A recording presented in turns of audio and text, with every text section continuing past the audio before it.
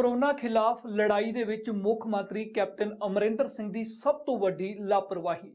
ਜਿੱਥੇ ਕੋਰੋਨਾ ਦੇ ਸਭ ਤੋਂ ਵੱਧ ਮਰੀਜ਼ ਉਥੋਂ ਯਾਤਰੀ ਪੰਜਾਬ ਆਏ, ਬਿਨਾਂ ਕਿਸੇ ਜਾਂਚ ਦੇ ਉਹਨਾਂ ਨੂੰ ਘਰੋਂ ਘਰੀ ਭੇਜ ਦਿੱਤਾ ਗਿਆ। ਜਦੋਂ ਹੁਣ ਕੁਝ ਯਾਤਰੀ ਮਰੀਜ਼ ਬਣੇ ਤਾਂ ਜਾ ਕੇ ਪੰਜਾਬ ਸਰਕਾਰ ਨੂੰ ਹੋਸ਼ ਆਈ।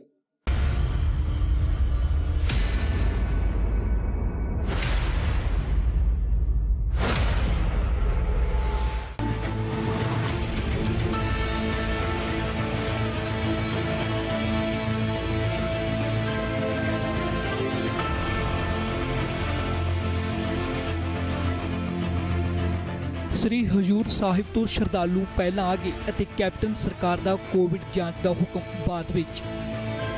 ਇਹੀ ਵੱਡੀ ਲਾਪਰਵਾਹੀ। ਸ਼ਰਧਾਲੂਆਂ ਦੇ ਪਹੁੰਚਣ ਤੋਂ ਪਹਿਲਾਂ ਕੀ ਕਰ ਰਹੀ ਸੀ ਕੈਪਟਨ ਸਰਕਾਰ?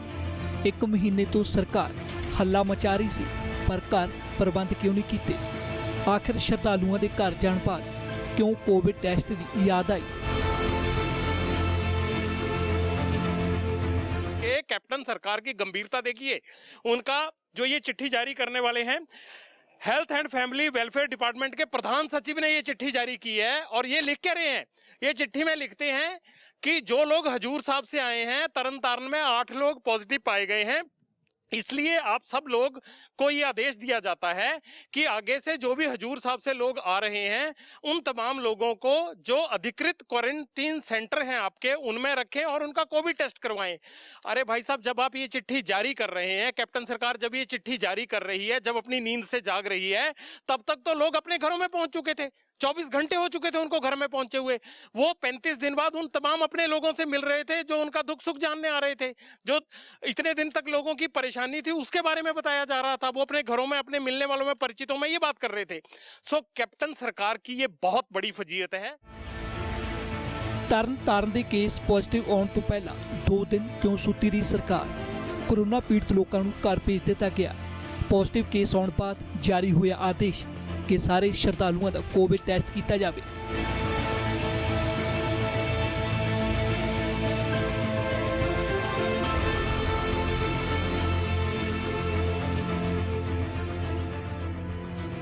ਅੰਮ੍ਰਿਤਸਰ ਵਿੱਚ ਵੀ ਅਜਿਹੀ ਲਾਪਰਵਾਹੀ ਸਾਹਮਣੇ ਆਈ। ਹਜੂਰ ਸਾਹਿਬ ਤੋਂ ਪਰਤੇ 179 ਸ਼ਰਧਾਲੂਆਂ ਨੂੰ ਮਾਮੂਲੀ ਸਕਰੀਨਿੰਗ ਬਾਅਦ ਐਤਵਾਰ ਨੂੰ ਘਰ ਭੇਜ ਦਿੱਤਾ ਗਿਆ। ਇਨ੍ਹਾਂ ਸ਼ਰਧਾਲੂਆਂ ਨੂੰ ਟੈਸਟ ਲਈ ਹੁਣ ਵਾਪਸ ਬੁਲਾਇਆ ਜਾ ਰਿਹਾ ਹੈ।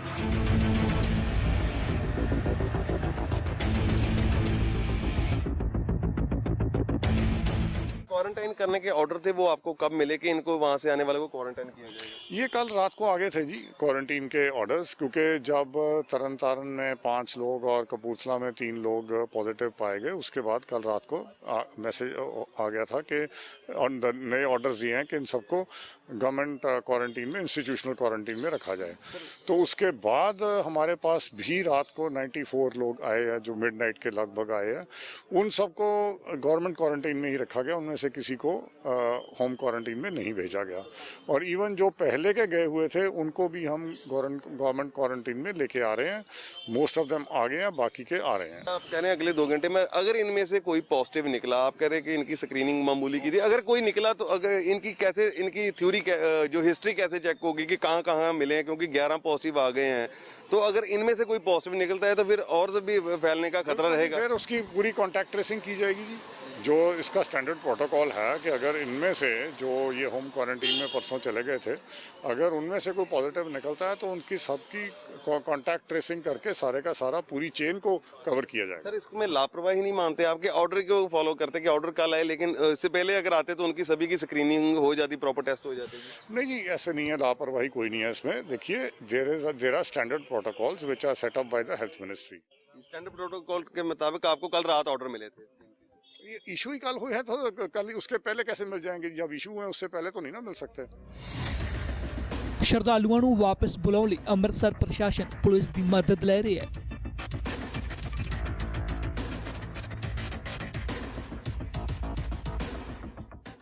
तो ਤੇ ਇਹਨਾਂ ਦੀ ਕੱਲ ਸਾਨੂੰ ਲੇਟੈਸਟ ਇੰਸਟਰਕਸ਼ਨ ਆਈਆਂ ਹੈਗੀਆਂ ਨੇ ਵੀ ਜਿੰਨੇ ਯਾਤਰੀ ਆ ਰਹੇ ਹੈਗੇ ਆ ਸਾਰਿਆਂ ਦੀ ਇਹਨਾਂ ਦੀ ਸਕਰੀਨਿੰਗ ਤੇ ਇਹਨਾਂ ਦੇ ਟੈਸਟ ਜਿਹੜੇ ਹੈਗੇ ਆ ਕਰਵਾਏ ਜਾਣ। ਸਰ ਇੱਥੇ ਸਰ ਅੰਮ੍ਰਿਤਸਰ ਕਿੰਨੇ ਯਾਤਰੀ ਪਹੁੰਚੇ ਨੇ? ਟੋਟਲ 200 ਪਹੁੰਚੇ ਨੇ ਜਾਂ ਗਿਣਤੀ ਇਸ ਤੋਂ ਪਹਿਲਾਂ ਵੀ ਜਿਹੜੇ ਕੁਝ ਆਏ ਸੀਗੇ ਜੀ? 179 ਯਾਤਰੀ ਪਹਿਲਾਂ ਪਹੁੰਚੇ ਹੈਗੇ ਆ ਤੇ 200 ਹੁਣ ਪਹੁੰਚੇ ਹੈਗੇ ਸਰ ਆ। ਜਿਹੜੇ ਪਹਿਲੇ 179 ਯਾਤਰੀ ਨੇ ਉਹ ਹੋਮ ਕੁਆਰੰਟਾਈਨ ਕਰਤੇ ਨੇ ਜੀ? ਉਹਨਾਂ ਨੂੰ ਵੀ ਅਸੀਂ ਅੱਜ ਬੁਲਾ ਕੇ ਤੇ ਉਹਨਾਂ ਦੇ ਟੈਸਟ ਕਰਵਾਏ ਜਾ ਰਹੇ ਹੈਗੇ ਸਰ ਸਾਰਿਆਂ ਦੇ ਟੈਸਟ ਕਰਵਾਏ ਜਾ ਰਹੇ? ਹਾਂਜੀ ਹਾਂਜੀ, ਜੋ ਸਾਨੂੰ ਇੰਸਟਰਕਸ਼ਨ ਆਈਆਂ ਸਾਰਿਆਂ ਦੇ ਹੀ ਟੈਸਟ ਕਰਵਾਉਣੇ ਆ। ਸਰ ਜਿਹੜੇ ਘਰਾਂ ਨੂੰ ਚਲੇ ਗਏ ਨੇ ਇਹ ਆਉਣੇ ਵਾਪਸ ਸੌਖੇ ਲੱਗਦੇ ਨੇ ਤੁਹਾਨੂੰ ਕਿ ਕਿਉਂਕਿ ਘਰ ਜਿਹੜੇ ਚਲੇ ਗਏ ਨੇ ਉਹ ਕਿਸ ਤਰ੍ਹਾਂ ਉਹਨਾਂ ਨੂੰ ਕਿਵੇਂ ਅਪਰੋਚ ਕੀਤੀ ਜਾਵੇ? ਅਸੀਂ ਪੁਲਿਸ ਦੀ ਮਦਦ ਲੈ ਕੇ ਉਹਨਾਂ ਨੂੰ ਘਰੋਂ ਲਿਆ ਕੇ ਤੇ ਇੱਥੇ ਉਹਨਾਂ ਦੇ ਟੈਸਟ ਕੀਤੇ ਜਾਣ।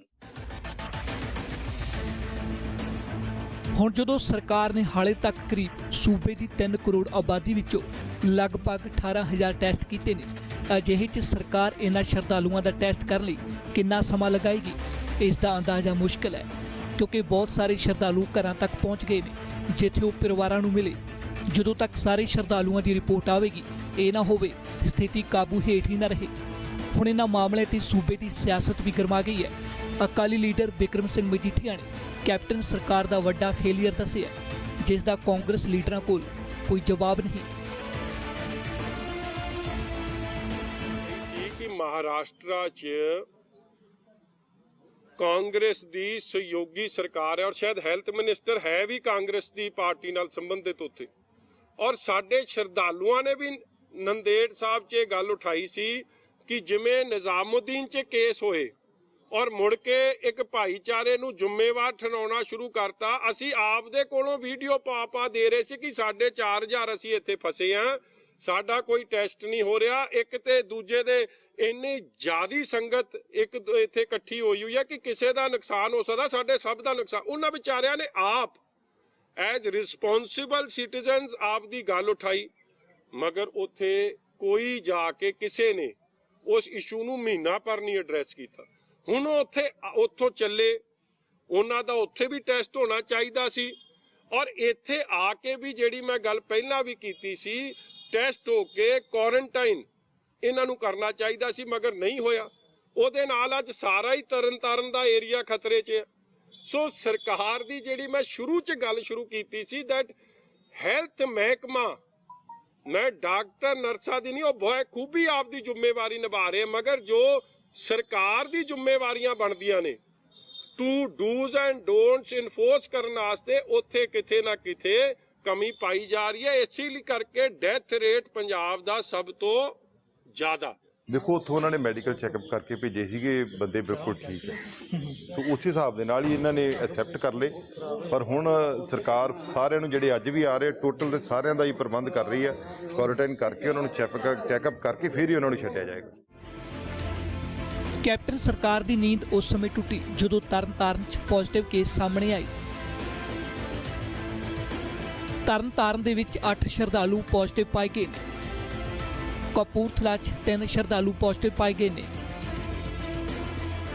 ਜਦੋਂ ਪੂਰਾ ਪੰਜਾਬ ਕਰੋਨਾ ਪੀੜਤਾਂ ਨਾਲ ਜੂਝ ਰਿਹਾ ਸੀ, ਤਰਨਤਾਰਨ ਵਿੱਚ ਇੱਕ ਵੀ ਕੇਸ ਨਹੀਂ ਸੀ, ਪਰ ਸ਼ਰਧਾਲੂਆਂ ਦੇ ਇਕੱਠੇ ਕੇਸ ਸਾਹਮਣੇ ਆਏ, ਜਿਸ ਤੋਂ ਬਾਅਦ ਹੁਣ ਇਸ ਇਲਾਕੇ ਨੂੰ ਸੀਲ ਕੀਤਾ ਜਾ ਰਿਹਾ ਹੈ। ਹਾਂਜੀ, ਉਹਦੇ ਸਬੰਧ 'ਚ ਅਸੀਂ ਖੇਮਕਰਨ ਜਿਹੜਾ ਵਾ 100% ਜਿਹੜਾ ਲਾਕਡਾਊਨ ਕਰਾ ਰਹੇ ਹਾਂ। ਜਿਹੜੇ ਆਉਣ ਜਾਣ ਵਾਲੇ ਸਾਰੇ ਰਸਤੇ ਆ ਉਹ ਬਿਲਕੁਲ ਨਾਕੇ ਲਾ ਕੇ ਜਿਹੜੇ ਆ ਬੰਦ ਕੀਤੇ ਜਾ ਰਹੇ। ਕੋਈ ਵੀ ਖੇਮਕਰਨ 'ਚੋਂ ਕੋਈ ਵਿਅਕਤੀ ਨਾ ਬਾਹਰ ਜਾਏਗਾ, ਨਾ ਬਾਹਰੋਂ ਕੋਈ ਅੰਦਰ ਆਏਗਾ। ਤੇ ਇਹਦੇ ਸਬੰਧ ਵਿੱਚ ਜਿਹੜਾ 3 ਕਿਲੋਮੀਟਰ ਦਾ ਅਸੀਂ ਏਰੀਆ ਲੈ ਰਹੇ ਹਾਂ ਜਿੱਥੋਂ ਪੋਜ਼ੀਟਿਵ ਆਏ ਆ। 3 ਕਿਲੋਮੀਟਰ ਦੇ ਘੇਰੇ ਦੇ ਵਿੱਚ ਜਿਹੜੇ ਆ ਪ੍ਰੋਪਰ ਨਾਕੇ ਲਾ ਕੇ ਕੋਈ ਵੀ ਵਿਅਕਤੀ ਜਿਹੜਾ ਖੇਮਕਰਨ 'ਚ ਨਾ ਬਾਹਰ ਜਾਏਗਾ ਨਾ ਅੰਦਰ ਜਾਏਗਾ, ਤੇ 14 ਦਿਨ ਵਾਸਤੇ ਅਸੀਂ ਲਾਕਡਾਊਨ ਕਰ ਰਹੇ। ਸ਼ਾਇਦ ਜੇ ਸਰਕਾਰ ਪਹਿਲਾਂ ਜਾਗੀ ਹੁੰਦੀ ਤਾਂ ਤਰਨਤਾਰਨ ਪਹਿਲਾਂ ਦੀ ਤਰ੍ਹਾਂ ਗ੍ਰੀਨ ਜ਼ੋਨ 'ਚ ਹੀ ਰਹਿੰਦਾ, ਪਰ ਹੁਣ ਸਥਿਤੀ ਵਿਗੜ ਚੁੱਕੀ ਹੈ।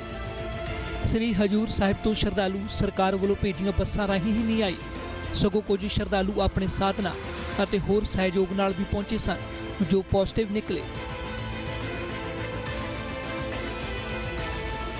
ਇਹ ਪੇਸ਼ੈਂਟ ਜਿਹੜੇ ਪੈਸੇਂਜਰ ਸੀਗੇ ਹਜੂਰ ਸਾਹਿਬ ਤੋਂ ਆਏ ਨੇ 24 ਤਰੀਕ ਨੂੰ, ਬਾਬਾ ਤਾਰਾ ਸਿੰਘ ਸਰਾਲੀ ਵਾਲਿਆਂ ਨੇ ਉਹਨਾਂ ਨੂੰ 2 ਗੱਡੀਆਂ ਕਰਕੇ ਦਿੱਤੀਆਂ ਸੀਗੀਆਂ ਪ੍ਰਾਈਵੇਟ ਵੈਨਸ, ਉਹਦੇ ਵਿੱਚ ਆਏ ਨੇ।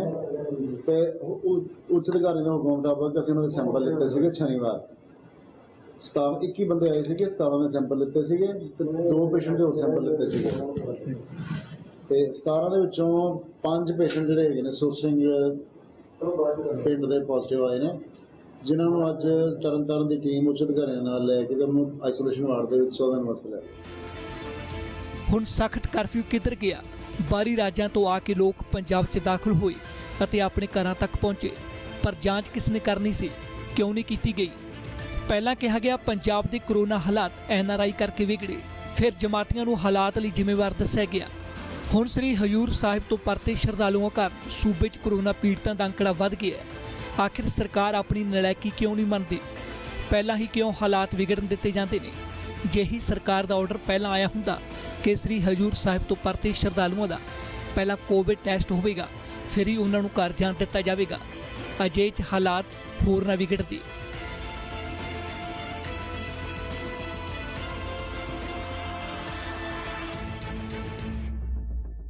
ਫਿਲਹਾਲ ਹੁਣ ਸਮਾਂ ਇੱਕ ਬ੍ਰੇਕ ਦਾ, ਤੇ ਬ੍ਰੇਕ ਤੋਂ ਬਾਅਦ ਮੁੜ ਹੋਣਾ ਜਲਦ ਹਾਜ਼ਰ।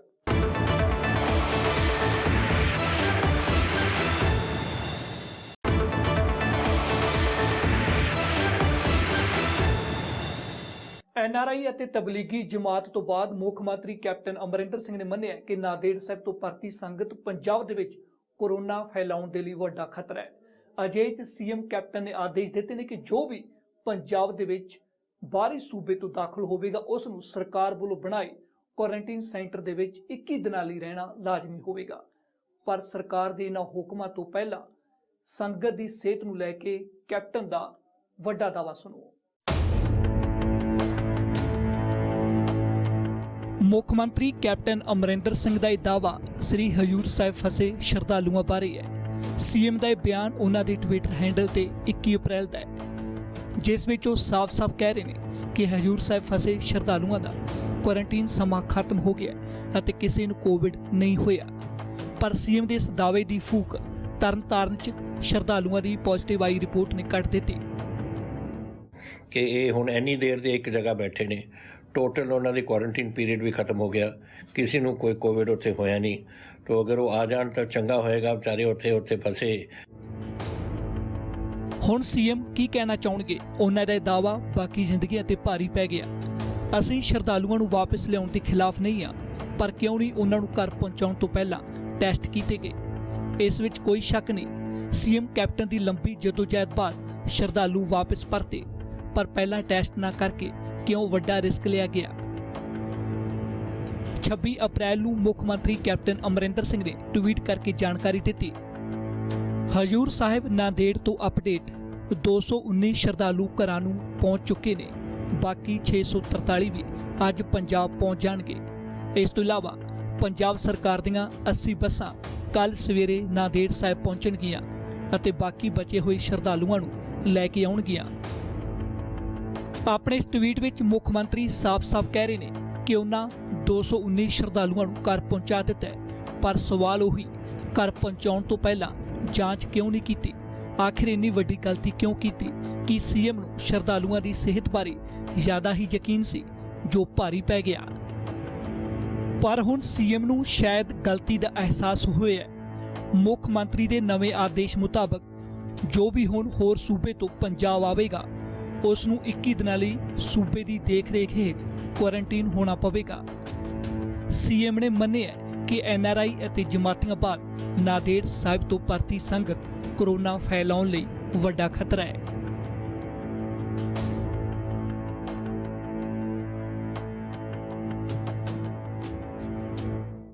ਕੋਰੋਨਾ ਖਿਲਾਫ ਲੜਾਈ ਦੇ ਵਿੱਚ ਬੇहद ਸ਼ਰਮਨਾਕ ਤਸਵੀਰ ਤੁਹਾਨੂੰ ਵਿਖਾਉਣੇ ਆ। ਸਰਕਾਰ ਅਤੇ ਪ੍ਰਸ਼ਾਸਨ ਵੱਡੇ ਦਾਅਵੇ ਕਰ ਰਿਹਾ ਹੈ, ਪਰ ਬਿਮਾਰ ਐਂਬੂਲੈਂਸ ਵੇਖਣ ਬਾਅਦ ਤੁਸੀਂ ਵੀ ਸਵਾਲ ਕਰੋਗੇ ਕਿ ਅਸੀਂ ਇੰਜ ਕੋਰੋਨਾ ਨੂੰ ਮਾਤ ਦੇਵਾਂਗੇ।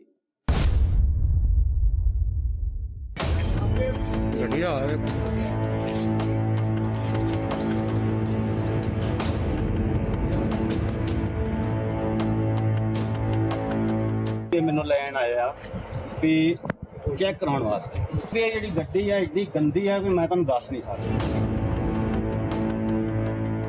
ਮੈਂ ਆਪਣੀ ਗੱਡੀ ਲੈ ਜਾਣਾ, ਜਿੰਨੇ ਮੇਰੇ ਨਾਲ ਬਹਿਣਾ ਪੈ ਜਾਓ, ਮੈਂ ਗੱਡੀ 'ਚ ਨਹੀਂ ਬੈਠਾ।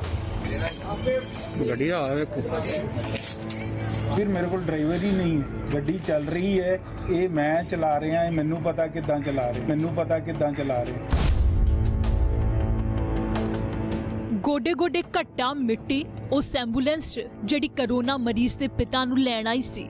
ਇਹ ਐਂਬੂਲੈਂਸ ਆਮ ਬੰਦੇ ਨੂੰ ਡਰਾ ਰਹੀ ਹੈ, ਇਹ ਬਿਮਾਰੀਆਂ ਨੂੰ ਸੱਦਾ ਦੇ ਰਹੀ ਹੈ।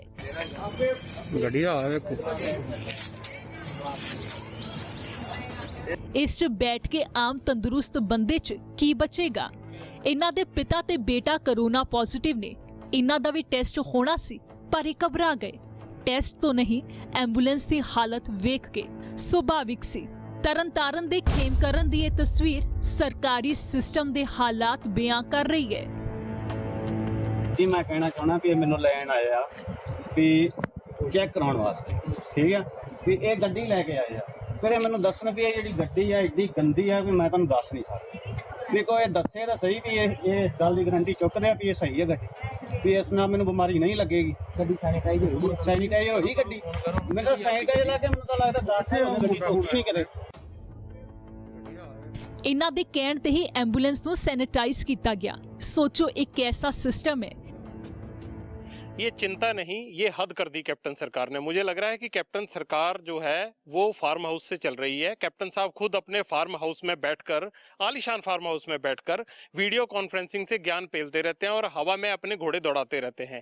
देखिए, इस एम्बुलेंस को देखकर शर्म आ जाती है। मिशन फतेह छोड़िए, कैप्टन साहब को शर्म आनी चाहिए इस एम्बुलेंस को देखकर कि मरीज ये कह रहा है उसके पिता और उसका बेटा दोनों ही कोविड के पॉजिटिव पेशेंट हैं, और जब पुलिस डॉक्टर के साथ उसे लेने पहुंचती है वो कहता है मैं इसमें नहीं बैठूंगा, अपनी गाड़ी में जाऊंगा, पहले झाड़ू मरवाइए, सैनिटाइज करवाइए और फिर कह देता है कि मैं जाऊंगा ही नहीं इसमें। उसकी हालत देख के ये लग रहा है कि ये कबाड़ खाने से उठाई हुई एम्बुलेंस लगती है। शर्म आनी चाहिए हेल्थ डिपार्टमेंट को। और दूसरी बात, क्या इसमें जो हेल्थ मिनिस्टर हैं, क्या चीफ मिनिस्टर हैं और क्या जो हेल्थ सेक्रेटरी हैं वो बैठ सकते हैं इस एम्बुलेंस में? अगर वो बैठ सकते हैं तो कोई भी आदमी बैठ सकता है, अगर वो नहीं बैठ सकते तो कोई भी क्यों बैठे? और मिशन फतेह रखने से काम नहीं चलता है। फतेह करने के लिए बहुत बड़ी बड़ी फतेह करनी पड़ती हैं। ये फतेह नहीं, बल्कि ये तो ये दिख रहा है कि आपका जुलूस निकला पड़ा है।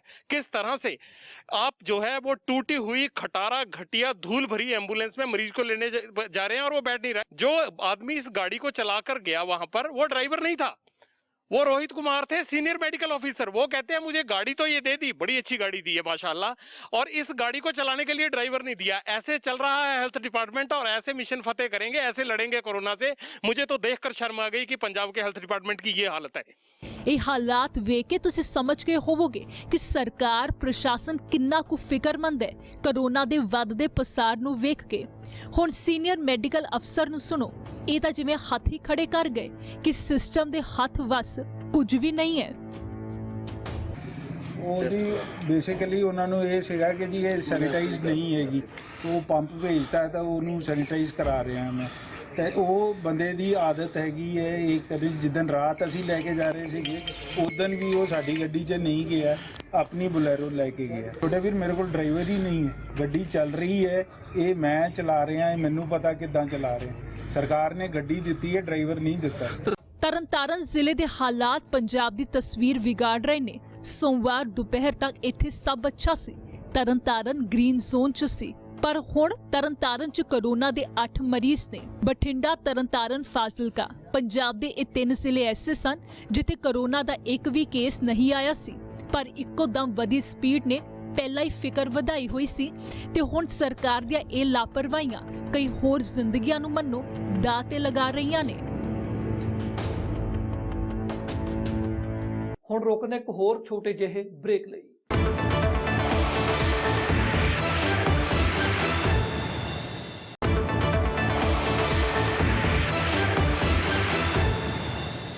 ਹੁਣ ਤੁਸੀਂ ਸਰਕਾਰੀ ਦਾਅਵਿਆਂ ਤੇ ਵਾਅਦਿਆਂ ਤੇ ਸਵਾਲ ਖੜੇ ਕਰਦੀ ਨਾਂਦੇੜ ਸਾਹਿਬ ਤੋਂ ਪਰਤੀ ਸੰਗਤ ਨੂੰ ਸੁਣੋ। ਕੀ ਸੁਣਾ ਰਹੀ ਹੈ ਸੰਗਤ ਵਿਥਿਆ। 1 ਮਹੀਨੇ ਤੋਂ ਵੱਧ ਦਾ ਵਕਤ ਹੋ ਗਿਆ ਦੇਸ਼ 'ਚ ਲੋਕਡਾਊਨ ਹੋਏ ਨੂੰ। ਇੰਨੇ ਦਿਨਾਂ ਤੋਂ ਹਜ਼ਾਰਾਂ ਦੀ ਗਿਣਤੀ 'ਚ ਪੰਜਾਬ ਤੋਂ ਸੰਗਤ ਹਜੂਰ ਸਾਹਿਬ ਨਾਂਦੇੜ ਫਸੀ ਹੋਈ ਸੀ। 40 ਦਿਨਾਂ ਤੋਂ ਸੰਗਤ ਉਸ ਸੂਬੇ 'ਚ ਬਿਨਾਂ ਸੋਸ਼ਲ ਡਿਸਟੈਂਸਿੰਗ 'ਚ ਰਹਿ ਰਹੀ ਸੀ ਜੋ ਸਭ ਤੋਂ ਵੱਧ ਕਰੋਨਾ ਪੀੜਿਤ ਹੈ। ਹਜੂਰ ਸਾਹਿਬ ਤੋਂ ਪਰਤੇ ਸ਼ਰਧਾਲੂਆਂ ਦੇ ਇਲਜ਼ਾਮ ਨੇ ਕਿ ਪੰਜਾਬ ਸਰਕਾਰ ਅਤੇ ਕੇਂਦਰ ਸਰਕਾਰ ਨੇ ਸੰਗਤ ਨੂੰ ਵਾਪਸ ਲਿਆਉਣ 'ਚ ਜੋ ਦੇਰੀ ਕੀਤੀ ਹੈ ਉਹੀ ਵਜ੍ਹਾ ਬਣੀ ਹੈ ਸਾਹਮਣੇ ਆ ਰਹੇ ਕਰੋਨਾ पॉजिटिव केसां दी। पीएम ऑफिस में कॉल की और महाराष्ट्र के ऑफिस में कॉल की और डिस्ट्रिक्ट मैजिस्ट्रेट से मैंने कॉल की और जो भी मतलब कि पंजाब के जो मंत्री हैं, कैबिनेट मंत्री हैं, अपने फगवाड़े के हैं जो सोम प्रकाश जी हैं, उनसे भी बात की और हरसिमरत कौर बादल के ऑफिस में कॉल की। सभी को बोला कि हम ऐसे ऐसे फंसे हैं, बट कोई इतना ज़्यादा रिस्पॉन्स नहीं आया। तो हम सब कुछ परेशानी में थे, हमें कुछ पता नहीं था हम कितने दिन वहाँ पे रहेंगे।